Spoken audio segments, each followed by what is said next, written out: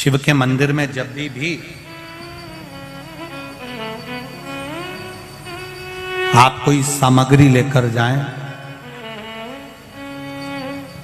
या तो सामग्री में बेलपत्री डाल दें, और अगर बेलपत्री नहीं डालें तो उस बेलपत्री के केसे, उस सामग्री के केसे भी 3 हिस्से कर दें।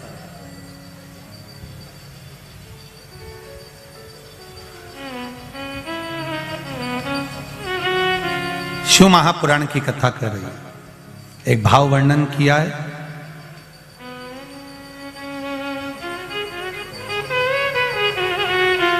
जब केवल एक ही तरह का प्रसाद एक ही पात्र में हम भगवान के शंकर जी के सामने रखे और उसमें हमने बेलपत्री नहीं रखी, या उसको हमने हाथ से 3 हिस्से नहीं करे, या थोड़ा सा भाग हमने अलग नहीं करा, तो उसमें महाराज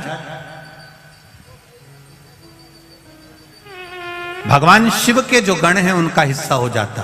पहला चंदेश्वर का, दूसरा चंदाशु का, तीसरा चंडाली का, चौथा विश्वसेन का, और 5वां चंड का हिस्सा उस प्रसाद में हो जाता।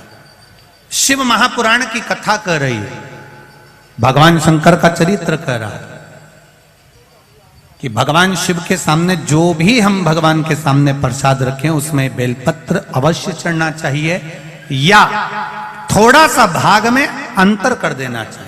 जैसे आप भगवान शंकर के सामने रखें, आपने चिरौंजी रखी, चना रखा, चूरमा रखा, या कोई दही का पंचामृत रखा, उसमें भी आप एक बेलपत्र समर्पित कर सकते हैं।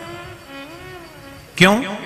बेलपत्र उसमें डाल देने से या भाग विभाजन कर देने से भगवान शंकर के गणों का जो हिस्सा है वो हिस्सा नहीं रहता, फिर आप उसको ले जाकर अपने भाग के अनुसार उसको प्रयोग में ले सकते हैं, आप उसको पा सकते हैं। अब और अच्छे से समझ लीजिए, प्रसाद शिव जी का प्रसाद और अन्य प्रसाद में एक अंतर रहता है कि शंकर भगवान के प्रसाद को आप नहीं भी पाते हैं तो केवल अगर दर्शन मात्र कर लेते हैं तो भी ना जाने करोड़ों करोड़ों पाप हमारे जीवन के समाप्त हो जाते हैं, केवल दर्शन मात्र,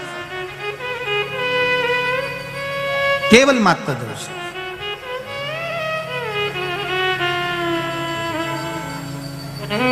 इसीलिए शिव कथा कह रही है महाराज।